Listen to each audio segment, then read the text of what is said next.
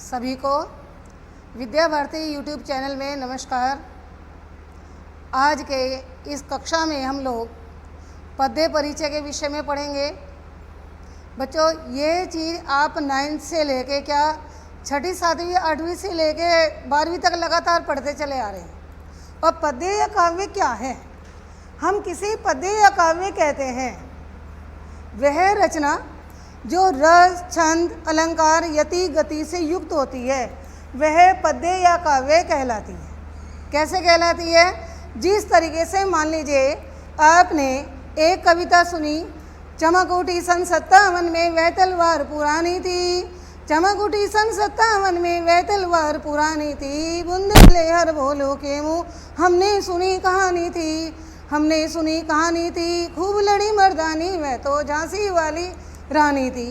अब इन काव्य पंक्तियों में रस है, कौन सा? वीर रस है, वीरता का भाव है। छंद है, क्योंकि इसे मैं अपने वीरता और जोश के साथ गा सकती हूँ। यति है, अर्थात बीच में कोमा है, रुकना है। गति है, एक उतार चढ़ाव है। तो इसलिए इन सब सोपानों से जुड़ी हुई रचना को हम पद्य या काव्य कहते हैं। यह काव्य और पद्य बच्चों आप कहाँ कहाँ पढ़ते हैं? जब आप किसी सिनेमा का गीत सुनते हैं तो वह भी पद्य है। जब आप किसी पिक्चर में गाने सुनते हैं वह भी पद्य है। जागरण में माता की भेंटें सुनते हैं वह भी पद्य है। तो हमें पद्य या काव्य को समझने में कोई कठिनाई नहीं होती। जिसे आप मन से गुनगुना सकते हैं वह पद्य है। जिस पे भाव की प्रधानता होती है, जो आपके हृदय को प्रभावित करता है, वह पद्य है। अब पद्य के दो भाग होते हैं, दृश्य काव्य और श्रव्य काव्य। हम पद्य को ही काव्य भी कहते हैं। अब दृश्य का तात्पर्य है देखना, और जब हम किसी चीज़ को देखकर उससे आनंद की अनुभूति करते हैं, उससे हम ज्ञान की अनुभूति करते हैं, उसके प्रति पूर्ण रूप से ध्यानमग्न हो जाते हैं, तो वह दृश्य काव्य होता है। जैसे आप नाटक देखते हैं, एकांकी देखते हैं, या आप पिक्चर देखते हैं। सपोज मान लो पिक्चर में कोई सीन आ रहा है कि पिक्चर का नायक या हीरो ऊपर पहाड़ से लटका हुआ है, नीचे से एक सांप चढ़ रहा है, ऊपर विलेन और उसकी टीम उसकी पिटाई कर रहे हैं, तो आप अपना खाना पीना सोना जागना भूलकर ध्यान चित्र होकर उसे देखते हैं। वह दृश्य काव्य है, जिसके अंदर हमारी सभी इंद्रियां, कान, आँख, मुख और शरीर संपूर्ण एकाग्रचित होकर उस दृश्य के माध्यम से आनंद की अनुभूति करते हैं, उस दृश्य के माध्यम से कुछ सीखने का प्रयास करते हैं, वह दृश्य काव्य कहलाता है। अब इसमें आप क्या देखते हैं? जैसे धारावाहिक देख रहे हैं, रामायण धारावाहिक है, पता चला राम वन गमन की घटना है, घर में सब पिन ड्रॉप साइलेंट होकर उसे देखते हैं, दशरथ जी की मृत्यु हो रही है, घर की औरतों की आंखों में आंसू आ रहे हैं, आप भी उस दृश्य से आविर्भूत हो रहे हैं, यह है दृश्य काव्य। दूसरा है हमारा श्रव्य काव्य। श्रव्य माने सुनना, जिसे हम सुनकर ज्ञान की और आनंद की अनुभूति करते हैं, वह श्रव्य काव्य है।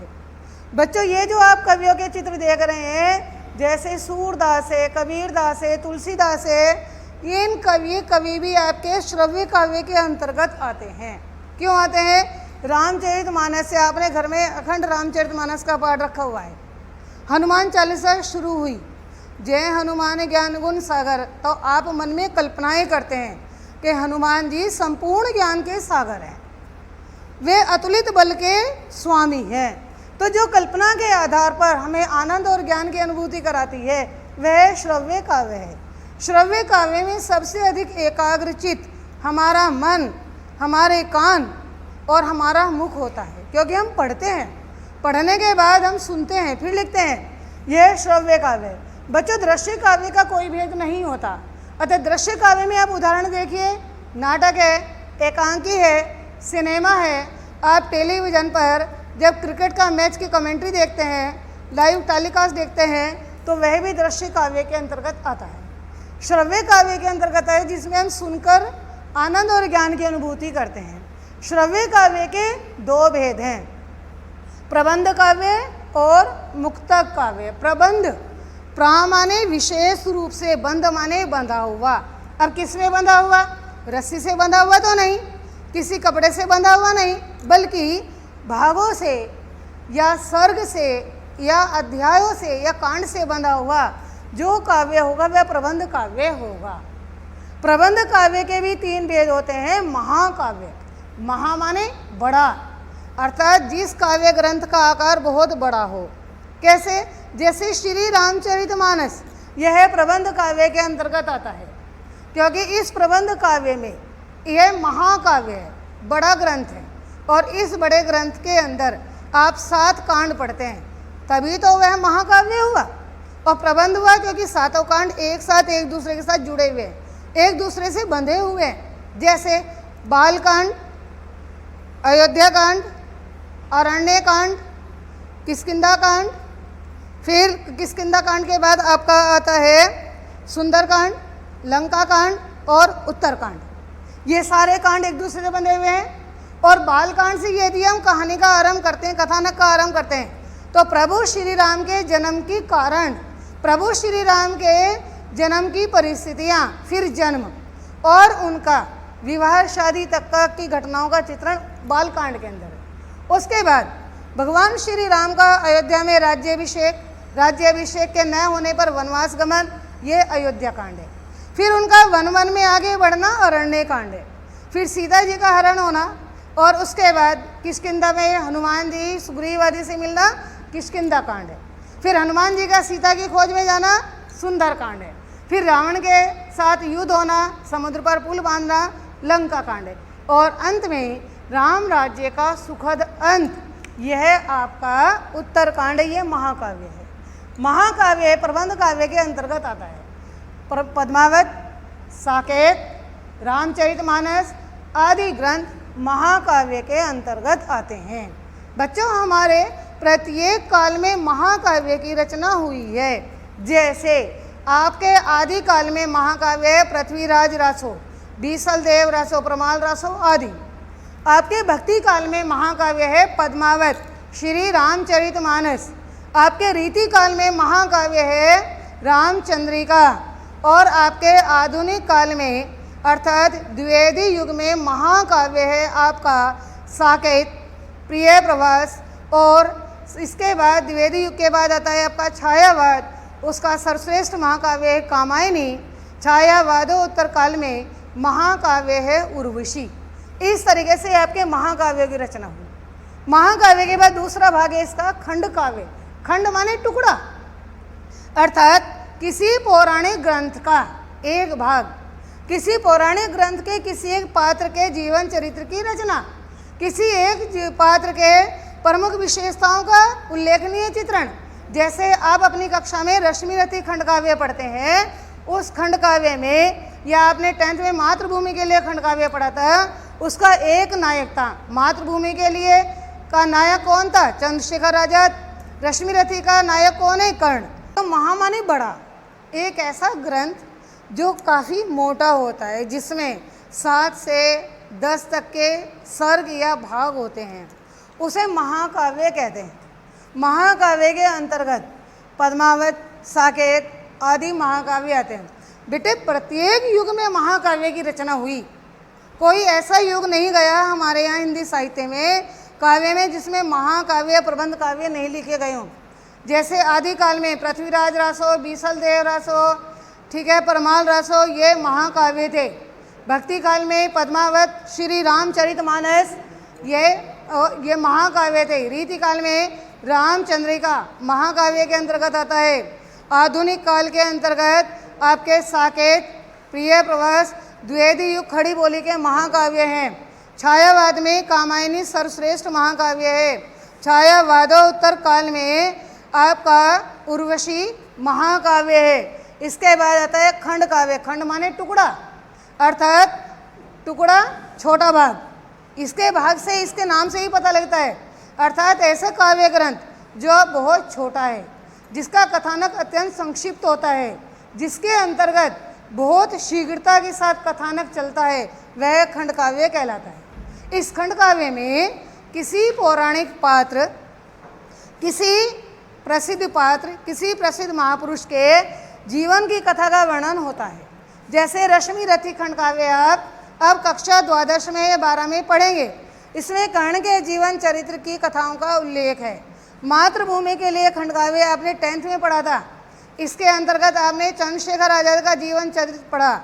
जीवन चरित्र को आपने 3 भागों में पढ़ा। उसमें 3 सर्ग थे।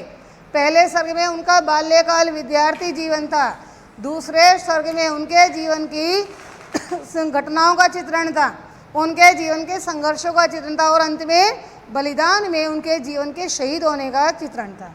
यह खंड काव्य में रश्मि रथी आता है, मातृभूमि के लिए आता है, और भी अन्य अनेक खंड काव्य आते हैं। तीसरे नंबर पर आता है आपका प्रबंध काव्य में गीति काव्य। इसे प्रगीतिका या गीति काव्य भी कहते हैं। यह न तो सर्ग या भागों में बंधा होता है, न यह ग्रंथ में बंधा होता है, बल्कि यह एक लंबी कविता होती है। ऐसी लंबी कविता होती है जो 8 या 10 पदों में लगातार लिखी रहती है, उसे गीति काव्य कहते हैं।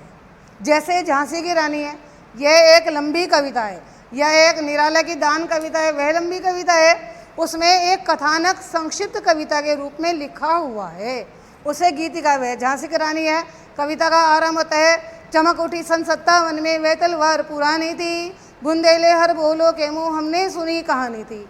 अब ये वाली कविता आपकी लगातार पदबंद होकर चलती रहती है, ठीक है नहीं।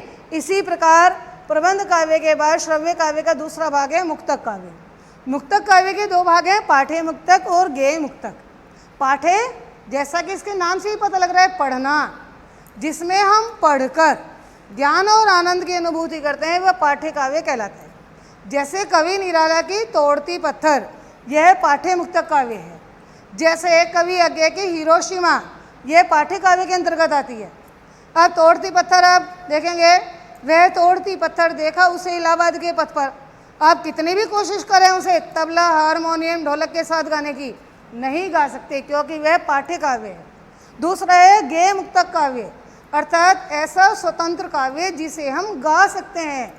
लिरिक इसका अंग्रेजी में तात्पर्य है, यह पर्यायवाची है, क्योंकि अंग्रेजी में भी जिसे आप सोनेट या लिरिक कहते हैं, जो छोटी छोटी 4-4 लाइनों के बंद होते हैं, वे गेय मुक्तक कहलाते हैं। आपके यहाँ संत कबीरदास जी की साखी गेय मुक्तक के अंतर्गत आती है। और तो और कवि सूरदास का सूर सागर महाकाव्य भी मुक्तक काव्य के अंतर्गत आता है। ये गेय मुक्तक है, क्योंकि गाए जाने वाले पदों का संग्रह है। पहला पद दूसरे पद के साथ जुड़ा हुआ नहीं है। यदि हम सूर सागर देखते हैं, कहीं विनय के पद हैं, कहीं वात्सल्य वर्णन के पद हैं, कहीं गोपियों के श्री कृष्ण के विरह के पद हैं, तो इसलिए गेय मुक्तक काव्य है, ठीक है। गेय मुक्तक जिसे हम गा सकते हैं, जैसे कबीरदास जी का है, गुरु गोविंदो खड़े काके लागो पाए, बलिहारी गुरु आपने गोविंदियो बताए। तो ये हमारा गेय मुक्तक है, हमने इसे गाया। आप इसे हारमोनियम ढोलक के साथ भी गा सकते हैं, आप इसे दूसरों को सुना भी सकते हैं। इस प्रकार से हमारा पद्य परिचय या काव्य परिचय का एक भाग पूरा हुआ, जो हमारी आज की कक्षा का आधा भाग था। अब इसके बाद हम आरंभ करते हैं आदिकाल। आदिकाल से पहले हम देखेंगे कि हमारे यहाँ पद्य साहित्य को समय गणना के अनुसार जो विभिन्न कालों में बांटा गया है, वह काल वर्गीकरण है, वह काल विभाजन है। बच्चों, हिंदी साहित्य इतिहासकार आचार्य रामचंद्र शुक्ल, डॉक्टर नगेंद्र, आचार्य हजारी प्रसाद द्विवेदी, ग्रियसन, गारसादी तासी, ऐसे विश्व बंधु अनेक ऐसे साहित्य इतिहासकार हुए जिन्होंने अपनी रिसर्च, अपनी शोध के आधार पर पद्य साहित्य को विभिन्न कालों में विभाजित किया है। लेकिन उन सबसे अधिक प्रामाणिक जो हम आप लोगों को पाठ्य पुस्तक में पढ़ाते हैं, वह आचार्य रामचंद्र शुक्ल द्वारा विभाजित काल विभाजन है। अब उन्होंने जो काल विभाजन किया था वह इस तरह से किया था। आदिकाल सन 669 से लेकर 1350 तक, संवत में यही 700 से 1400 तक, भक्ति काल 1350 से लेकर 1650 तक, और संवत में यही 1400 से लेकर 1700 तक। रीति काल में यही समय सीमा आपकी 1650 से लेकर आपकी होगी 1858 तक सन में है ये, और संवत में यही होगी आपकी 1700 से लेकर 1900 तक, ठीक है बच्चों। इसके बाद आधुनिक काल शुरू हो जाता है आपका 1900 से अब 1900 से लेकर इसे आज तक मानते हैं। आधुनिक काल का विभाजन आपका भारतीय हिंदू युग, द्विवेदी युग, छायावादोत्तर युग, इस तरीके से द्विवेदी युग का आपका आधुनिक काल का विभाजन हुआ। ठीक है, अब हम आपको आधुनिक काल में न जाते हुए केवल आदिकाल को ही पढ़ाते हैं, जो आदिकाल आपका विषय है। आदि माने प्रथम, वह पहला समय जो सबसे पहले आरंभ हुआ था, जिसे हमने पहली बार नामकरण दिया था, वह आदिकाल था। ठीक है, अब बच्चों सन और संवत में अंतर। संवत पहले आरंभ होता है, सन बाद में आरंभ। इन दोनों में 57 साल का अंतर होता है। तो 57 साल का अंतर, ये 700 में से 57 घटाएंगे 643 बैठेगा, जैसा आप 9-10 की कक्षाओं में पढ़ते आ रहे हैं। बच्चों यहाँ 669 है, तो कोई भी काल किसी भी शताब्दी के आरंभ से आरंभ होकर मध्य से आरंभ होकर मध्य में ही समाप्त होता है। तो मध्य में होने के कारण ये 50 से लेकर 60-70 तक का वर्ष ये मध्य काल कहलाता है। अगर विभिन्न आचार्यों के द्वारा, विभिन्न साहित्यकारों के द्वारा ये 669, 650, 643 से माना जाता है, तो यह समय सीमा आपकी सही मानी जाएगी। इसे कोई भी किसी प्रकार से यह गलत नहीं होती। अब आदिकाल हम इसका प्रथम काल लेते हैं।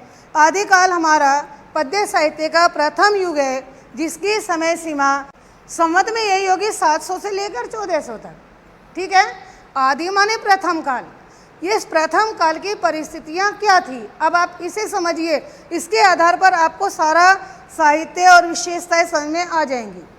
उस समय राजपूतों के जो राज्य थे छोटे छोटे भागों में बटे हुए थे। वे राजपूत उन जागीरों के राजा या जागीरदार कहलाते थे। मुस्लिम राजाओं का आक्रमण हमारे देश पर हो गया था।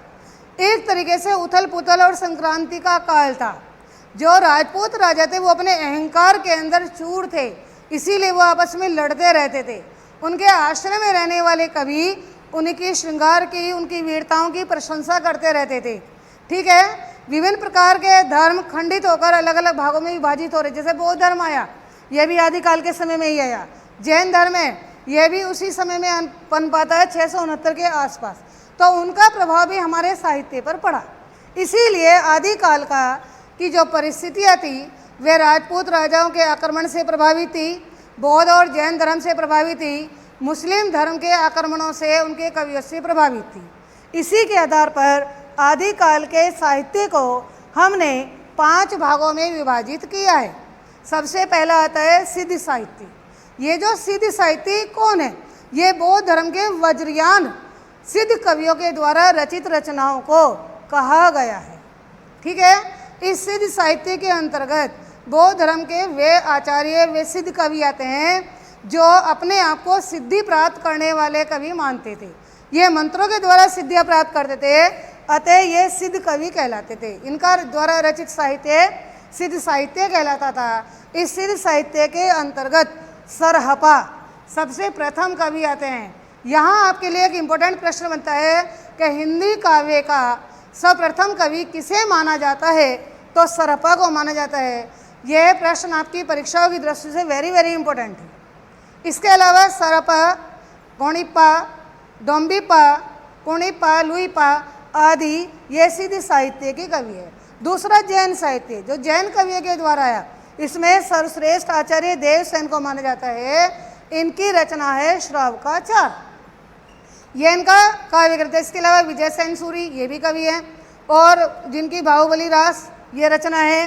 तो जैन साहित्य के बाद ये विशेष इम्पोर्टेंट साहित्य नहीं है, क्योंकि इसमें से बहुत कम प्रश्न आपकी परीक्षाओं में पूछे जाते हैं। तीसरा नाथ साहित्य है। नाथ साहित्य का प्रभाव आपके भक्ति काल के कबीर साहित्य पर पड़ा। नाथ साहित्य के प्रवर्तक गोरखनाथ को माना जाता है। इनका काव्य ग्रंथ गोरखसार है। इस विषय में प्रश्न आता है कि नाथ साहित्य का प्रवर्तक किसे माना जाता है? तो गोरखनाथ को माना जाता है। नाथ साहित्य का प्रमुख सर्वश्रेष्ठ ग्रंथ कौन सा है? गोरखसार है। गोरखनाथ कबीरदास जी के हठयोग साधना कराने वाले गुरु भी थे। तीसरे नंबर पर रासो साहित्य आता है। बच्चों रासो साहित्य की रचना और इसके विषय में आप कक्षा 9 से पढ़ते चले आ रहे हैं। कक्षा 9 में भी आपने रासो साहित्य पढ़ा था, 10 में भी पढ़ा था, 11 में भी पढ़ेंगे और 12 में भी पढ़ेंगे। रासो साहित्य अर्थात रास, रास माने लीलाएं। वैसे तो रास का तात्पर्य लीला होता है, लेकिन यहाँ रासो एक ग्रंथ का नाम है जिसे आश्रयदाता राजाओं ने अपने राजाओं की वीरता को ध्यान में रखते हुए लिखा था, क्योंकि इस काल में जो आश्रयदाता कवि होते थे वो अपने राजाओं के साथ युद्ध क्षेत्र में लड़ाई करने के लिए भी जाते थे और वो युद्ध के समय अपने राजा की गतिविधियों को बड़ी बारीकी से अवलोकन करते थे, फिर उनका उत्साह बढ़ाने के लिए उसे काव्य ग्रंथ के रूप में लिखते थे। जैसे पृथ्वीराज रासो, ये राजा पृथ्वीराज चौहान की वीरता पर आधारित काव्य ग्रंथ है। इसके रचयिता चंद्रबरदाई हैं।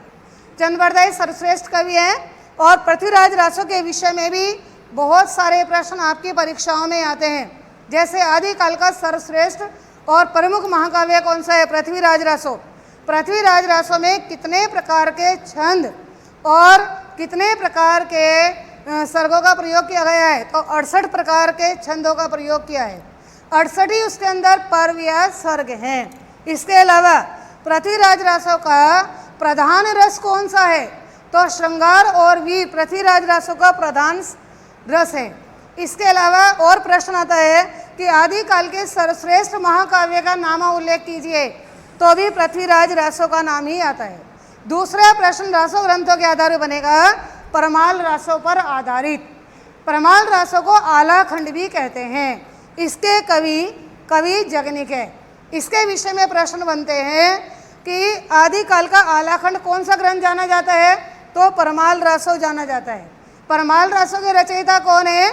जगनिक है।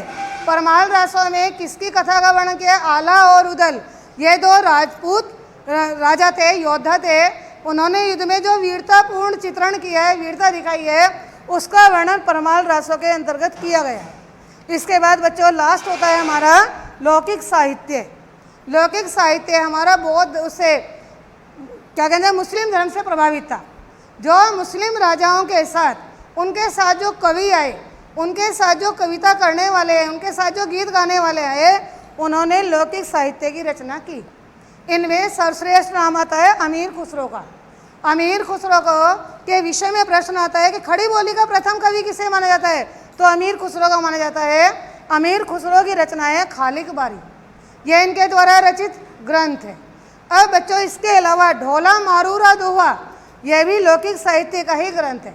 इसके लेखक है कुशल राय वाचक। एक प्रबंध चिंतामणि, वह भी लौकिक साहित्य का ही ग्रंथ है। इसके रचयिता है कवि हेमचंद्र। इस प्रकार से आपका आदिकाल 5 काव्य विभागों में विभाजित हुआ है। अब इन्हीं 5 प्रकार के आधार पर हम आदिकाल की प्रमुख प्रवृत्तियों को भी अपने आप ही निकालेंगे। ये प्रवृत्तियाँ कोई रटी रटाई नहीं होती। जैसे आपने काव्य पढ़ा वैसे इनकी प्रवृत्तियाँ, जैसे रासो साहित्य की प्रधानता, तो प्रमुख प्रवृत्ति है रासो ग्रंथों के आधार पर बनी कि रासो ग्रंथों की प्रधानता। सबसे अधिक रासो ग्रंथों की रचना आदिकाल में हुई।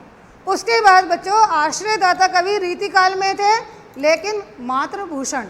लेकिन आदिकाल के जितने कवि थे सब आश्रित कवि थे, जो राजाओं की कहानियों का चित्रण रासो ग्रंथों में करते थे। दूसरा है प्रबंध ग्रंथों की प्रधानता। यह भी रासो साहित्य के आधार पर बने, क्योंकि जितने महाकाव्य रासो साहित्य में लिखे गए बच्चों, इतने आदिकाल के किसी भाग में प्रबंध काव्यों की रचना नहीं हुई। तीसरा धर्म विभाजन, यानी विभिन्न धर्मों का चित्रण, यह भी आदिकाल की रचना है। आदिकाल की प्रमुख विशेषता है, प्रमुख प्रवृत्ति है, क्योंकि आदिकाल में ही सिद्ध साहित्य बौद्ध धर्म के द्वारा आया, जैन साहित्य जैन कवियों के द्वारा आया, नाथ साहित्य हठयोग विद्या के द्वारा आया, और लौकिक साहित्य ये सूफी कवियों के द्वारा, जो मुस्लिम कवि थे। रासो साहित्य राजपूत राजाओं और उनके आश्रित कवियों के द्वारा आया। इसके अलावा श्रृंगार और वीर रस की प्रधानता, क्योंकि रासो ग्रंथ जितने भी थे वो सारे वीर रस प्रधान पे, राजाओं की वीरता का वर्णन, राजाओं के श्रृंगार का, दरबार का, रास रंग का वर्णन इन रासो ग्रंथों के अंतर्गत होता है। और आदिकाल की जो भाषा है बच्चों वो डिंगल और पिंगल है। डिंगल राजस्थानी प्रधान शब्दावली से युक्त। रासो ग्रंथों के पिंगल, जिसमें अरबी, फारसी, खड़ी बोली के शब्दों की प्रधानता रही है, वह पिंगल भाषा कहलाई जो लौकिक साहित्य की थी। इस प्रकार से बच्चों आज हमारा आदिकाल का यह साहित्य पूरा हुआ। इस प्रश्न में अब आपको मैं कुछ खास बात बताना चाहती हूँ। बच्चों आपका पद्य साहित्य और गद्य साहित्य ये वैकल्पिक रूप से आता है। आपके MCQ जिसे आप कहते हैं वे मल्टीपल क्वेश्चंस आपके पेपर में आते हैं। जैसे आदिकाल का अन्य नाम बताइए, तो उसमें आ जाएगा सिद्ध सामंत काल, श्रृंगार काल, आधुनिक काल, भक्ति काल। तो आपको लिखना है सिद्ध सामंत काल। इस तरह से आप ये प्रश्न बहुत छोटे छोटे शॉर्ट में वन वर्ड आंसर के रूप में, एक शब्द के रूप में, वैकल्पिक रूप से आप इसे तैयार कर लेंगे।